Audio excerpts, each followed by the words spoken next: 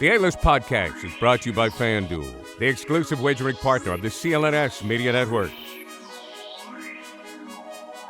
Welcome into the A-List Podcast. Gary Washburn, A. Sherrod Blakely. I am Kwani Lunis.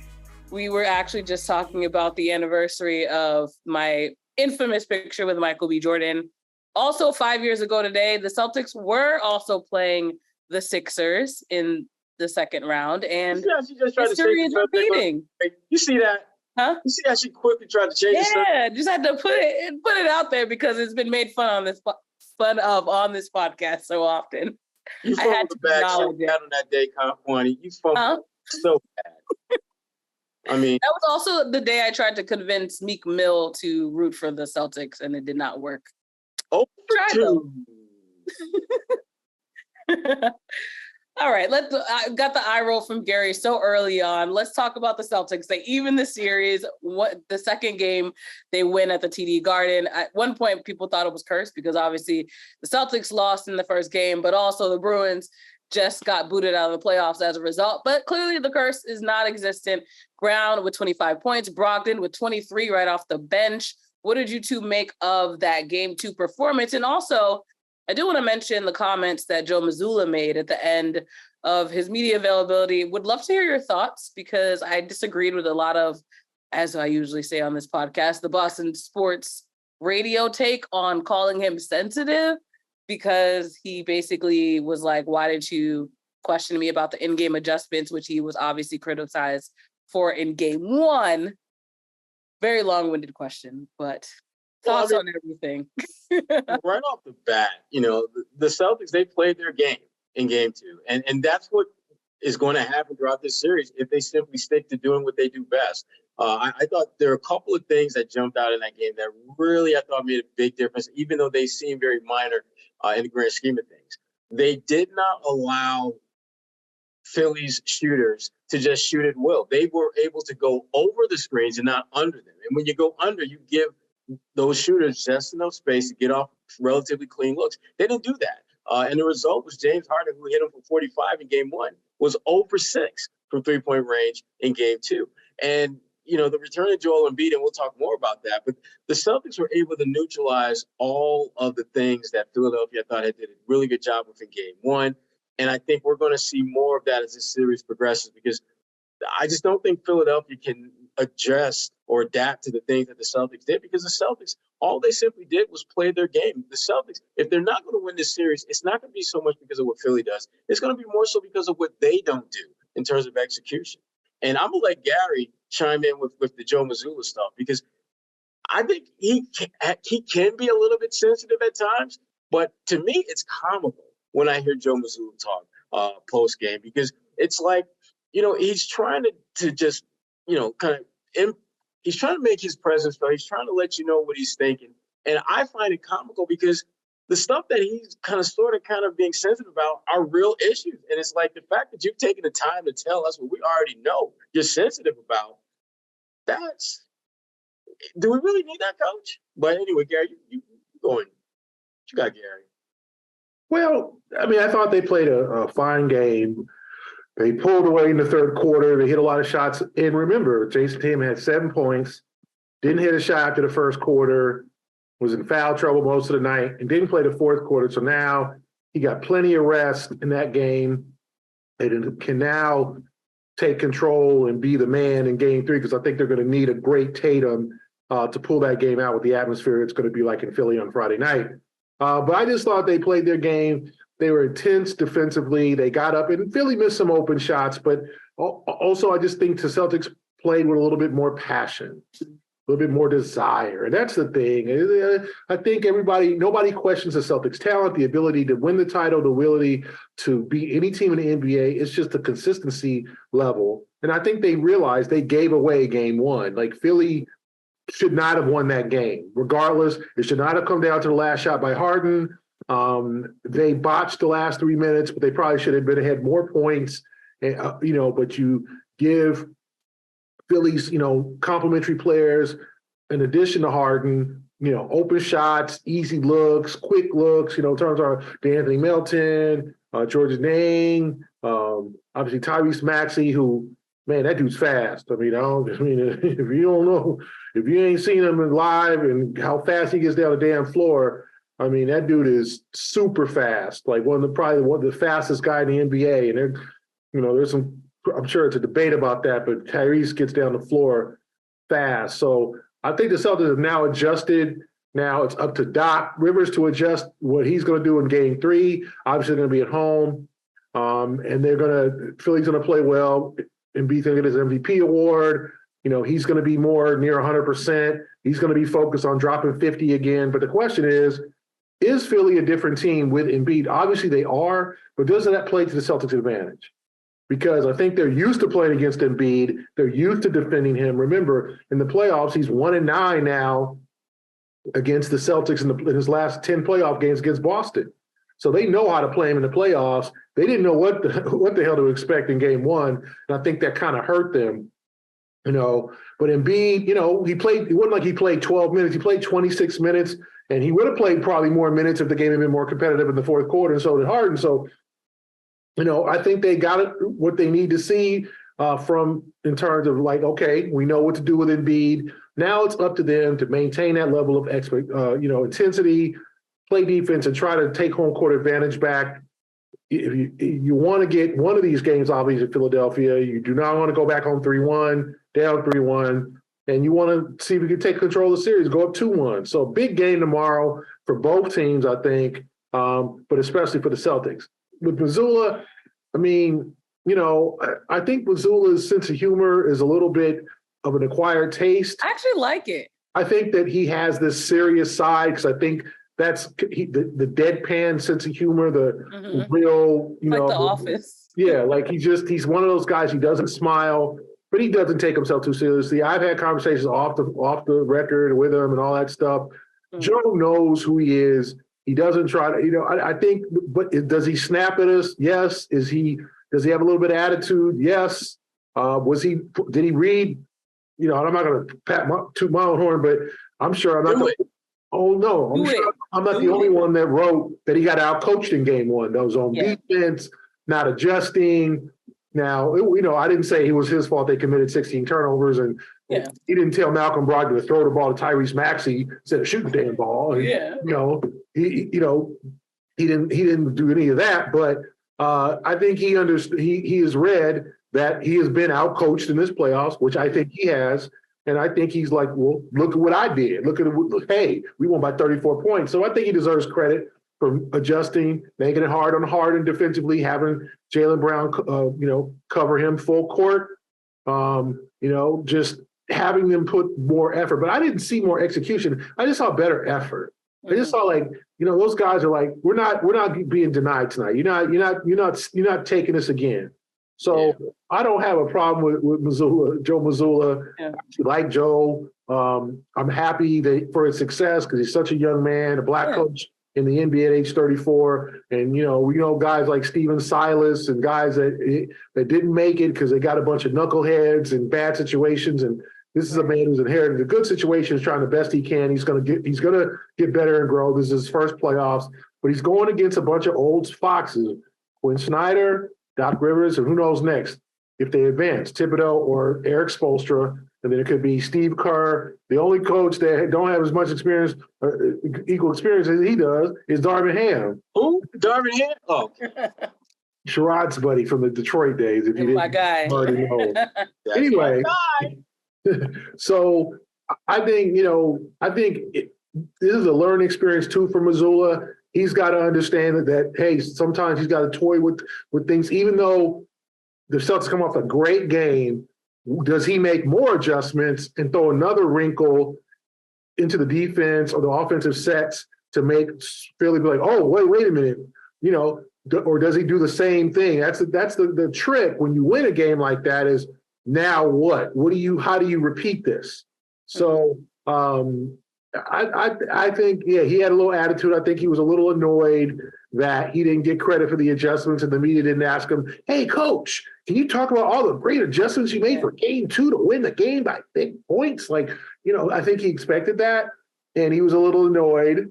And I don't think he was mad. I think that comes across as being mad. And now it's getting viral and it's being shown nationally. Like, oh, what's up with your coach, Gary? Damn, what's up with that coach? Why he mad? Like, I mean, it's basketball. Y'all take this. You mad?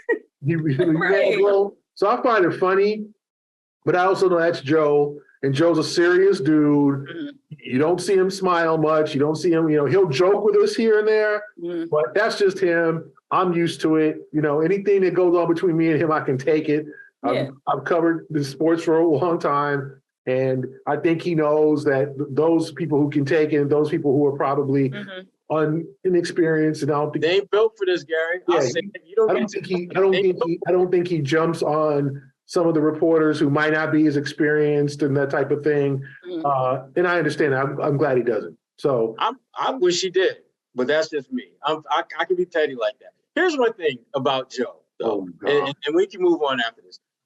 The thing that Joe did, I thought in game 2 that was so obvious was that from a coaching standpoint, he put in greater effort with his players. The way that he was subbing guys in and out, it wasn't just because Tatum was in foul trouble.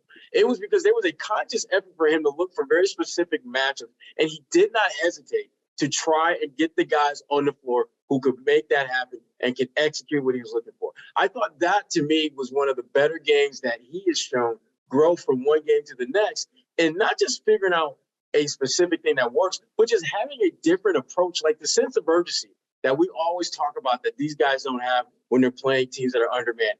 I sometimes think that's a reflection of the coach. I don't think for example, the game plan in game 2, if he would have had that same type of urgency, I think in terms of his decision-making and being very precise and being very direct and being, just not wasting any time or hesitating, I think you would have seen a different level of effort from the guys. And so Joe, I think he needs to have kind of come to Joe moment and realize that as much as those players are responsible for turnovers and things like that, they in many respects are a reflection of him from an attitude standpoint. He needs to coach with a little bit more edge. I love what he did in game 2. I think he needs to keep coaching like that, because that is the best way to get the best out of his players. And again, I don't think Philadelphia can make enough adjustments if Joe's approach to game 3 is similar to the way he approached game 2, because the players have shown the ability to respond when he coaches with a little bit more of an edge and doesn't coach as if he's up 2-1 or 3-1. So Joe, he's part of the process of them getting past the Sixers team and building off of what they did in game 2. Okay, I like those takes. With that being said, we talked a little bit about him. Let's go into a little more depth. The newly crowned league MVP, Joel Embiid, he returned after missing the last 2 playoff games for Philly, had 15 points in those 27 minutes. What do you think the impact, though, of his knee injury is going to be on this series moving forward? Because it still seems as though he's a day-by-day situation. Yeah. I don't know if suddenly he is going to bounce back in game 3 and be this vintage Embiid where he's going to drop 40 and 20. Like, I watched him work out before the game, the workout where he was cleared to play, and he was getting tired. Like, he was, and it wasn't like Joel was doing suicides and running up and down the floor full speed. He was simply doing his medium, like mid-range work, shooting free throws, things that were just common on-court work. And he was winded. Okay. And you don't get that back in a couple of days. Okay. And remember, there's no practice. So Joel's going to have to get in that shoot around tomorrow. Mm-hmm. Maybe who knows? Like, he could be privately today in the gym, getting some cardio in and building up. You talking about practice? Yeah, we talking about practice. We ain't talking about no games, Kwani. It was a perfect setup. We're talking about Philly. We ain't talking about no game. We ain't talking about no game. Not a game. Anyway, before I was rudely interrupted by Michaela B. Jordan. The only AI I acknowledge. Yeah, exactly. Not our. So I think that his presence is going to be a factor, obviously a huge factor, but I'm not sure if it's going to take them 1 or 2 or 3 games to get really going. So if I'm the Celtics, I take advantage of this time. And I think they were comfortable. I just saw them in game 2 comfortable with him on the floor. Like it wasn't like, oh man, now they attacked the rim and he let them know, like, oh, I don't do all that. Don't. He was Mutombo Jr. last night. I mean, 5 block shots. Like he put it down, but they attacked the rim. They were aggressive. I don't think they fear him as much as they probably thought they would. Not fear him, but just kind of be like daunted by him. So I think they have to be comfortable with him in terms of, okay, he's going to be there. And they have to make it work. But I do think he'll have an impact. He'll have a better game. You know, he only took 9 shots. You know, Doc said that he was kind of distributing. They don't really want him to be a distributor. They want him to take the damn shot. So I'm sure he'll be mad aggressive. He'll try to get going. But remember, the last time he got going, the Sixers, he scored 52 points. He scored half their points, but they won by 2 points, right?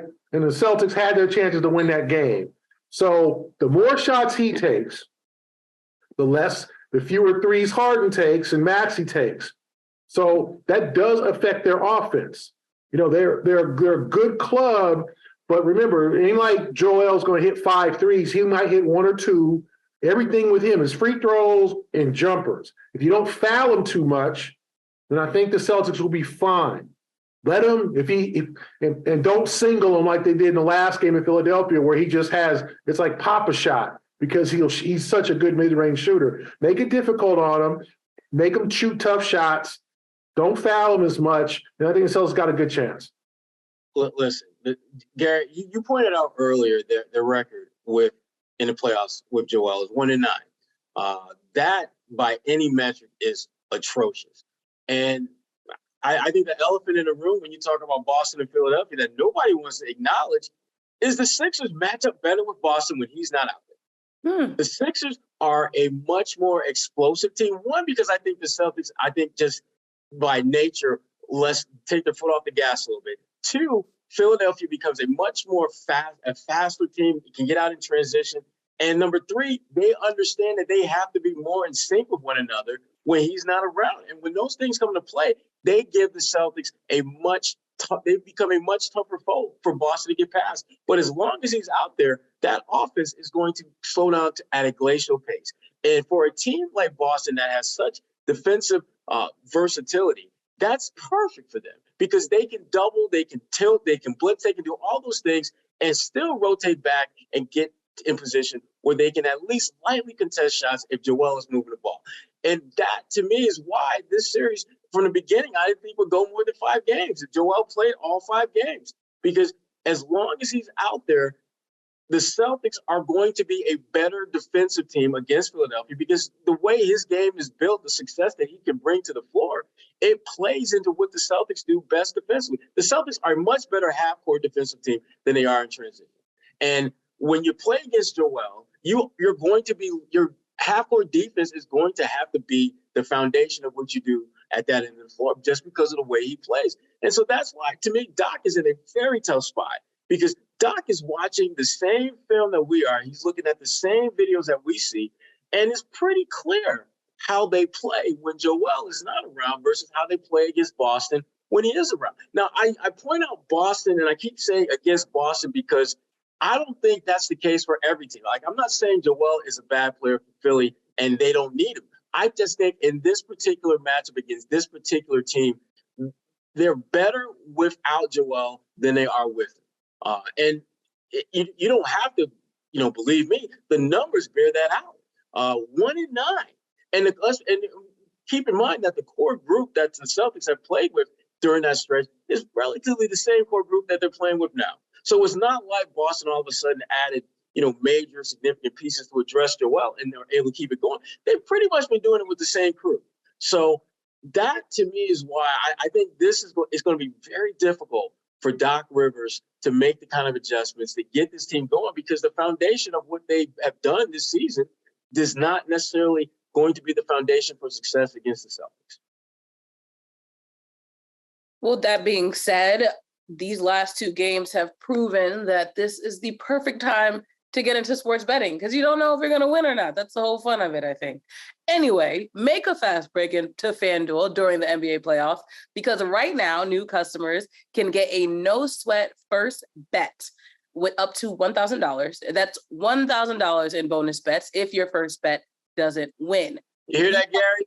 You can win when you don't win. Even if you don't win, you're still a winner. I love to hear We're that. all winners. And the best thing about FanDuel that we talk about every week on this podcast is that they have great promotions every day. It's a safe and secure app, and you can actually cash out instantly. I've tried it, can confirm that does work. There's no better place to bet on all the playoff action than America's #1 sports book. You can visit FanDuel.com/Boston and get a no sweat first bet up to $1,000.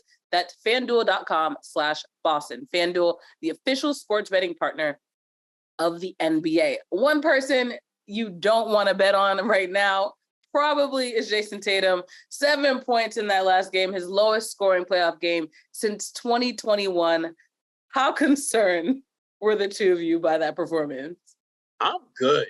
And here's why. Jason is one of those guys that if he has a really, really bad game, there's a high probability he's going to bounce back with a strong one. And just to kind of back up Gary's point earlier, they're going to need him to be really top 5 Tatum to close this thing out in 5 or 6 games. I think they can. I don't think they need him to necessarily be great to win this series, but they need him to be great to finish it off in a timely fashion because you don't want this team to hang around longer than needed. Tatum just didn't really get into any kind of rhythm in game 2, and a lot of that I think had to do with foul trouble.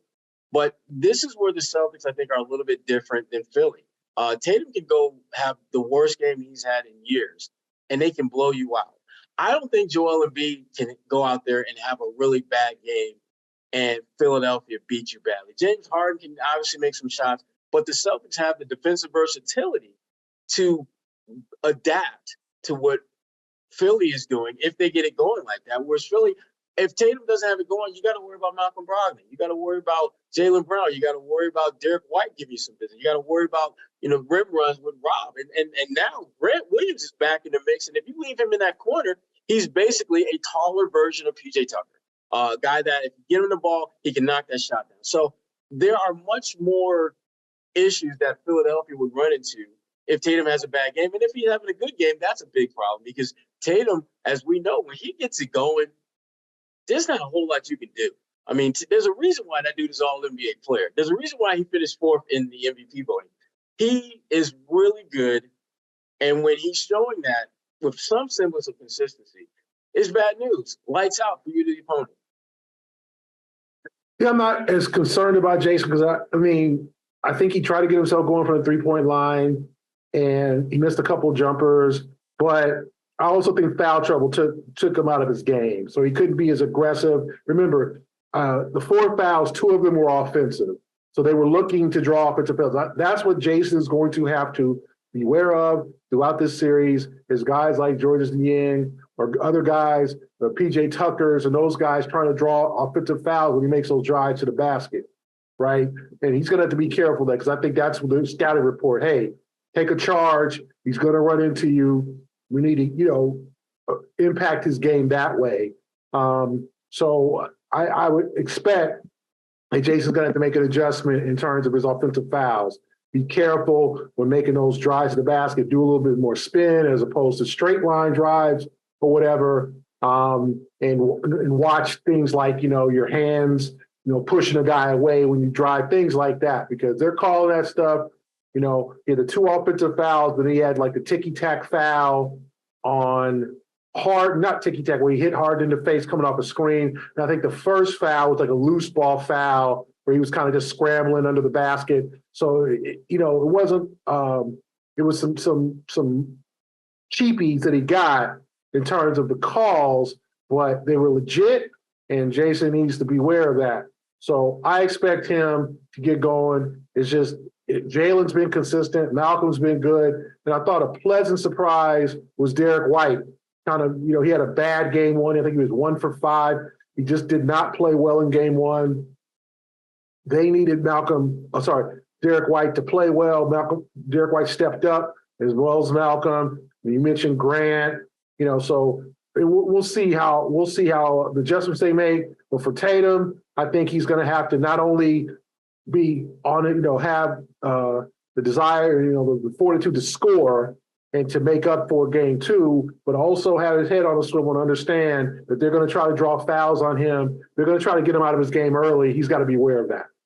Yeah, they figured out real quick that we can't guard him. So the next best thing we do is get him off the floor. So I get it. The thing about running your own business is every single hire counts, and no hiring partner understands that like Indeed.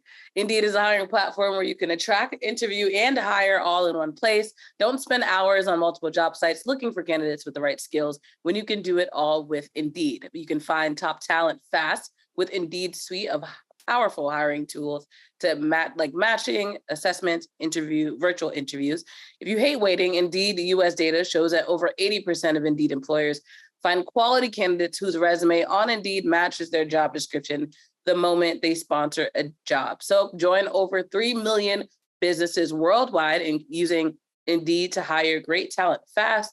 Indeed knows when you're growing your business, you have to make every dollar count. That's why with Indeed, you only pay for quality applications that match your must-have job requirements. Visit Indeed.com/A-list to start hiring right now. That is Indeed.com/A-list. Indeed.com/A-list. Terms and conditions apply. All right. Looking forward to the series moving to Philly. What do you two expect out of the Celtics? More the same. I just think that they're going to continue to build off of what we saw in game two. I think they're going to play with a little bit more of an edge. Tatum's going to be better, which is going to be great in game three for them because that'll give them a chance to really kind of keep that crowd from not being a factor.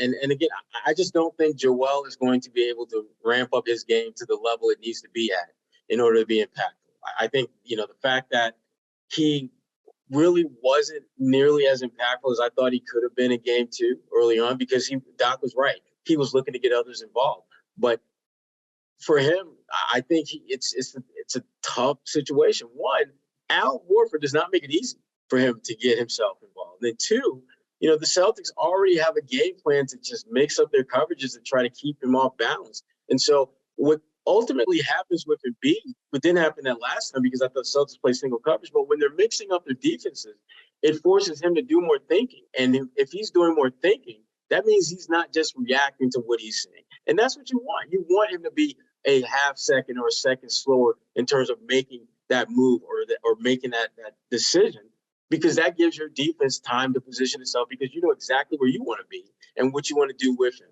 So I look at the Celtics, they will get at least a split. I would not be shocked if they win both games in Philly. Yeah, I agree with Sherrod in terms of I think they'll get a split. The question is which game they will win. I think the game three is the most winner. Now, the support, the fan support, the atmosphere is going to be raucous for game three, but it was going to be raucous anyway, right? It's Friday night. So I think that, hitting them in the mouth and continuing the momentum from game two, their best chance is to get game three and then try to get out with winning both in Philly. But I at least think they take home court advantage back and turn this into a 3-game series with 2 games in Boston. That's what I think. I think that they know how to play against Philly. And I don't want to say game one was like an aberration or it was just like, forget about that. I think they can take some things from game one and pay attention to those things because I definitely think that they have to be aware and cognizant of the other guys besides Embiid, Harden trying to turn back the clock, and just guys, as we saw in the Atlanta series, playing better at home when they got the home cooking, some of those, the Anthony Meltons and the Niangs and Paul Reeds, guys, being in a comfortable atmosphere and playing better ball at home. But if they can combat those 2 things, play their game, I think they have more talent. I think they have a better depth and a better bench. I think they should prevail. Well, we'll see what happens on Cinco de Mayo, game 3 in Philly. Obviously, we're looking forward to it. We'll be back next week with another episode of the A-List podcast. Thanks again to our sponsors, FanDuel and Indeed. Make sure you use those promo codes and URLs. For Sherrod Blakely and Gary Washburn, I'm Kwani Lunis. This is the A-List Podcast. Be back next week.